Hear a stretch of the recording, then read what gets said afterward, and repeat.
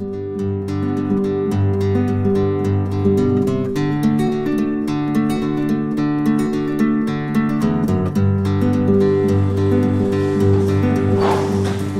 can buy lye online or at food purveyors. If you buy it on it's not that expensive. You pay about 10 to 12 bucks for a container like this big, and that will last you for a long period of time. And I buy it through Amazon. Or, yeah, I mean, it gives a flavor too. You'll see when we do one without the lye, it'll change it night and day. In the bath like this, the lye, it'll turn cloudy, and it'll smell almost a little fermented. At that point, you should get rid of it. So shelf life in the raw crystalline stage is I've had it for years. All right, let's put that over there. Possible. Thank you very much. In the oven, or wait for the other tray? No, we're gonna go. You can just go right in. These are not like a chemical leaven product. They are not gonna lift off or collapse if you open that oven door, so it's not as treacherous. I'm gonna ask one of you guys, since you don't have lime, take 2 pretzels from over here, put them over here, because when I touch them, you're gonna see little spots on them because it's that caustic of a solution. And when you feel it, I mean, it literally feels like soap. It's commonly used in home soap making, and I think people also use it for candle making or something like that. It's a byproduct of ash. So the way that they first made sodium hydroxide is where they ran water through ash and then basically dehydrated, removed, that's enough, although you are not going to like them, trust me. Just 2, oh my god. 3 is fine too, or 4, no, 3, I don't know. 3 is Three is good, yeah. Trinity. The Trinity, love it. And how long do these go in the oven for? At that temperature, you're looking probably about 10 minutes or so, and they should be pretty much set. The larger units, sorry, this is maybe a little crowded over here. I would probably recommend about 15 minutes, but you can already see the color picking up on those right there. And that's really what you're looking for. You want to make sure that you get a nice golden, chestnutty rich color on them and a nice shine. Should we salt them a little bit? Do a little sea salt, because we're going to eat these things right away. Ta-da!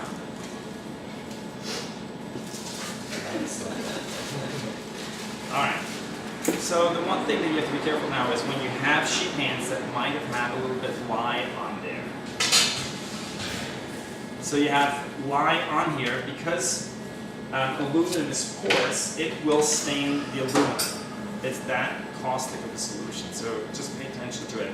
I always recommend once you're done, the person that has the sheet pans goes over there, washes and submerges their own hands in the water, and that will sort of neutralize everything. I've read that what they logically would think it's a base, neutralize it with an acid, put some vinegar on there, but that's exactly the wrong thing you want to do. Just keep water is the best way to sort of neutralize if you have some on your skin. If anyone wants to, you can stick your finger and feel it, but it's okay. If you don't, I wouldn't recommend it. But again, the way that they used to test it in the good old country is they actually tasted it, and I can't understand why they would do that because it's really not that good. You can't smell anything. You can, when you open the oven, you can smell it, and it completely neutralizes with the heat. All right, so let me just bring this over to the sink. I'm just going to wash my hands real quick. We're going to do a quick closing. Review a couple of key terms, and then hopefully eat them.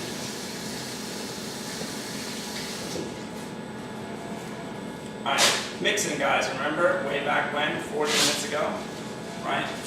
What is the mixing method that we used? We talked about how many? We talked about 3. We talked about 3. They were short, improved, and intense. Do you remember which one this one was? No, this was It's improved. Yeah, so improved is the mixing method of choice for this particular item. When we talked about dough classifications, do you guys remember what kind of a dough this was? I gave you 2 varieties. This is a lean dough, right? Because it's missing what key ingredient? The sugar and the excessive fat. And the excessive fat, right? And what does sugar and fat do to a dough? Sweeten and tender. Yeah, I mean, sweet, yeah, absolutely. Perfect. What else? Shaping, do you guys remember the sequence in regards to right Don't under, forget that. right over, make always sure that the one by Right your by your belly. You mess that thing up, it's not going to work. You'll be able to literally unroll that thing and it'll be sort of a done deal. So you got to make sure you pay good attention to that.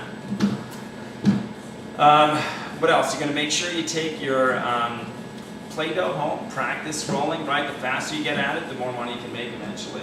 Because the key is efficiency, getting the stuff done. Historically speaking, what region? Bavaria, right? And that's located where in Germany? Southern Germany. And what is the strike of the clock tower? Noon. And you eat it with what? Sausage. Beer and honey mustard. And let me tell you, I just went to a new restaurant downtown. It's called Faust. Has anyone heard of it? Yes. The Dean. It's a good time. Yeah. They had some pretzels. They had schnitzel down there. They have all kinds of fun stuff. So definitely recommend if you get a chance. I want to have some Bavarian style or German style food. Go check it out. Should we go look what's happening here? It's always good to rotate, right? We talk about these ovens. Do you guys know what this oven's called? Convection. Convection ovens, absolutely. So what's the difference between convection and a deck oven? This is one of them. Circulation of air, right? Yeah. So I'm going to take this one, rotator real quick. Even though there is a rotational sequence going on, so you can see they're starting to look nice and brown, yeah. Now, I like to push them a little darker in color. I mean, I know that some people would say, well, these are done and ready to rock and roll. I really find if you want complex flavor, you got to push your sugars to a point of caramelization where they become complex. It's not just the slight browning. I talk about this in cookies and everything. If you want to maximize flavor, not to the bitterness point, but at least at a point of where you can appreciate the complexity. You want to push, yeah? These would be good for par bake. If you're going to blast freeze them, chill them, or something like that, this would be a good time to sort of pull them out, but we're going to eat them.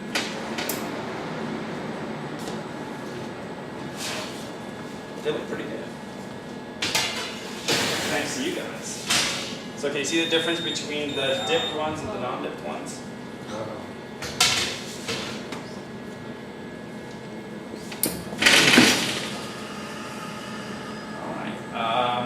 Well, if you have no questions, we're just going to wait for them to clean up. Maybe we can clear off a couple of tables. So yeah, let's... Sometimes we go to the mall with Auntie Annie. Yes. Pretzel, they're doing deep frying. Deep frying pretzels. I just saw As a it. nutritionist, obviously that's not the way you want to go with I it. saw before the taste or... For sure. Deep frying is definitely going to affect the flavor of it, but most of the anti-Annie stuff is done with baking soda. They don't go with the caustic lye solution because it is potentially hazardous in regards to if you're not careful with how you store it and how you sort of move it around the workspace. It can be a dangerous situation, so you have to be respectful of the ingredients. Again, if you manage it properly and dispose of it correctly, you're fine, but you just have to be aware of it. So to me, deep frying is sacrilegious. But that's just coming from my perspective of the pretzel. Yeah, it is, isn't it? It breaks the sugar. Yeah, it definitely breaks the trinity up completely. Any other questions?